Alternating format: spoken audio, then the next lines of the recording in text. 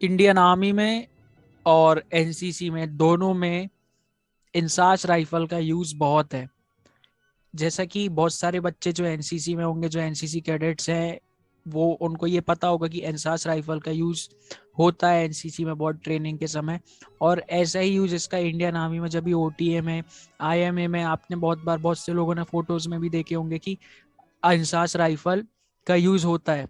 अब जिन लोगों को ये नहीं पता कि इंसास राइफल दिखती कैसे है, दिखने में कैसी होती है, तो उन लोगों के लिए ये फोटो है।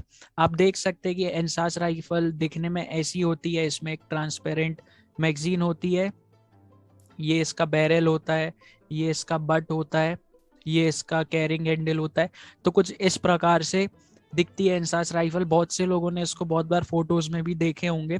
तो आज इस वीडियो में मैं इसके बारे में आपको सब कुछ बताने जा रहा हूँ। ऐसी सारी चीजें, ऐसे सारे specifications that are important for everyone to know who are preparing for defense. So देखते हैं आगे। तो यहाँ पे अब आप देख सकते हैं कि इसके पार्ट्स के बारे में और अच्छे से यहाँ पे एक एक्सप्लेनेशन, एक इमेज है जो सब कुछ डिस्क्राइब कर रही है। जैसे कि ये बेनट, इसको हम बेनट कर पढ़ते हैं। सबसे पहली चीज तो इसकी स्पेलिंग BAYONET होती है, लेकिन हम इसको बेनट पढ़ते हैं।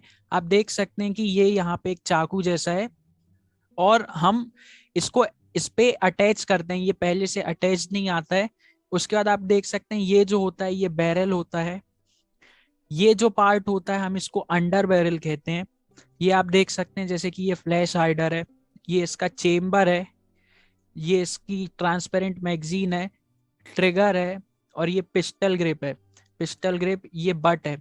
अब आप देख सकते हैं यहाँ ट्रांसपेरेंट मैगजीन। तो ट्रांसपेरेंट मैगजीन का मतलब क्या होता है कि इसके अंदर जितनी भी सारी गोलियां होती हैं वो हम देख के बाहर से ही बता सकते हैं कि ये कितनी खाली है, कितनी भरी है।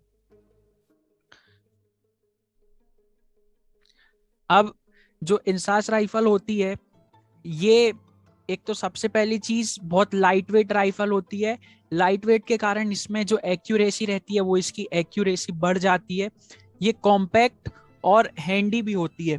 अब कॉम्पैक्ट का मतलब होता है small and easy to carry. मतलब ये इसका साइज जो राइफल्स के मुकाबले छोटा होता है, और ये कहीं भी ले जाने में बहुत आसान होती है। उसके बाद हैंडी, हैंडी का मतलब इजी टू यूज।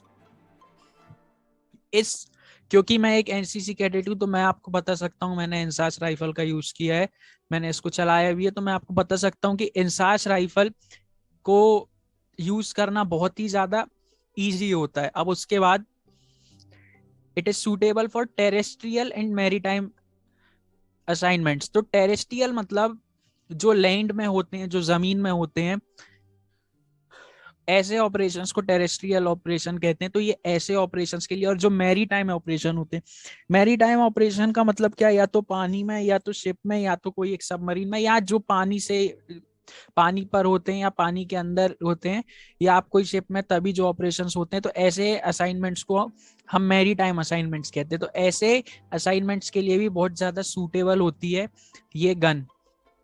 उसके बाद ये गन एक गैस ऑपरेटेड गन होती है। अब सबसे पहले यहाँ पे गैस ऑपरेटेड का मतलब क्या है। तो गैस ऑपरेटेड का मतलब होता है कि जैसे ही हम इससे फायर करते हैं, तो इस पे जैसे ही बुलेट निकलती है, तो जो एक शेल बचता है। कभी भी ऐसा होता है कि हम जैसे ही बुलेट फायर करते हैं तो एक शेल निकलता है, तो वो शेल को डिस्कम्पोज करके और चेम्बर में दूसरी कैटरेज इंसर्ट करने के लिए गैस ऑपरेशन का यूज करता है, होता है।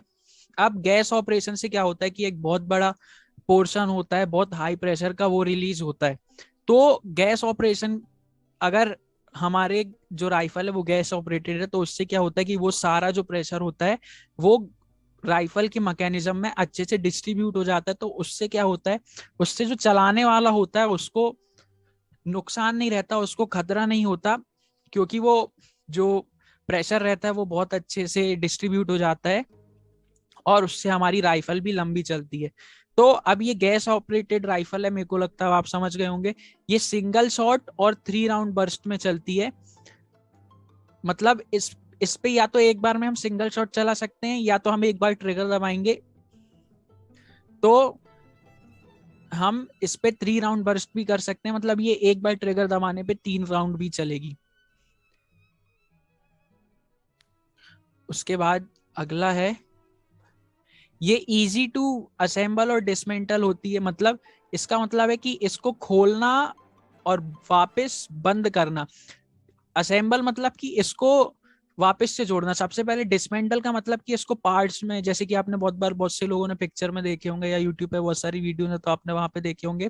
डिसमेंटल करना मतलब इसको पार्ट्स में खोल देना, उसके बाद इसको असेंबल करना। मुश्किल से 1 मिनट लगता है इसको डिसमेंटल करके असेंबल करने में, तो ये बहुत ज्यादा इजी होती है। जो इसके बैरल होता है वो क्रोम प्लेटेड होता है।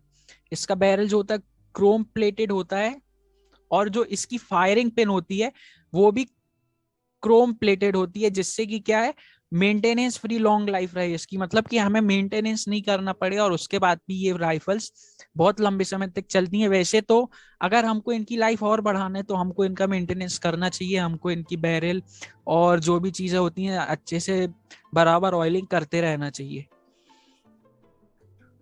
उसके बाद जैसे कि अभी आपने देखे कि जो इसकी बैरल रहती है वो क्रोम प्लेटेड होती है, तो अब जिन लोगों को नहीं पता कि बैरल क्या होती है, तो ये बैरल होती है, ये मजल होती है, ये सप्रेसर होता है। अब बहुत सारे लोगों को ऐसा होता है कि जैसे कि आजकल बहुत सारे गेम्स आ गए तो उनको ऐसा लगता है कि हम सप्रेसर लगा देंगे तो जो राइफल की हमारा साउंड है वो पूरा दब जाता है, तो ऐसा नहीं होता। राइफल का साउंड बहुत हल्का सा दबता है, बाकी आप कोई भी ऐसा सुन सकते हैं आवाज। उसके बाद ये अंडर मैगजीन होती है, ये इसकी एक्सटेंडेड राइफल होती है जिसमें 50 राउंड होते हैं। ये फोल्डेड बट स्टॉक होता है, ये इसको स्टॉक कहते हैं और इसको रेल कहते हैं। ये कैरिंग हैंडल होता है, यहाँ से स्कोप रहता है, आप यहाँ से अपना निशाना लगाते हैं जो भी करते हैं। तो इस प्रकार से रहती है इंसास राइफल। उसके बाद जो इंसास राइफल रहती है वो 5.56 × 45 mm की जो बुलेट्स हैं उसके साथ बहुत कंपेटेबल रहती है। अब ये बुलेट्स का मैं आपको साइज और दिखा देता हूँ। तो ये बुलेट्स का ये ऐसा साइज रहता है, ये जितनी भी है, ये इतना बड़ा पूरा बुलेट का साइज रहता है इसका। तो ये 5.56 mm की बुलेट्स रहती हैं। ये जो इसकी ट्रांसपेरेंट मैगजीन है तो उसके अंदर से भी आप देख सकते हैं। तो ये थी हमारी इंसास राइफल, ये था इसका सिर्फ एक बेसिक इंट्रोडक्शन। तो अगर आपको ये वीडियो अच्छी लगती है और आप चाहते हैं कि इसका अगला पार्ट बने जिसमें मैं इसको डिटेल एक एक्सप्लेनेशन बताऊं आपको, तो आप मेरे को कमेंट में बता सकते हैं।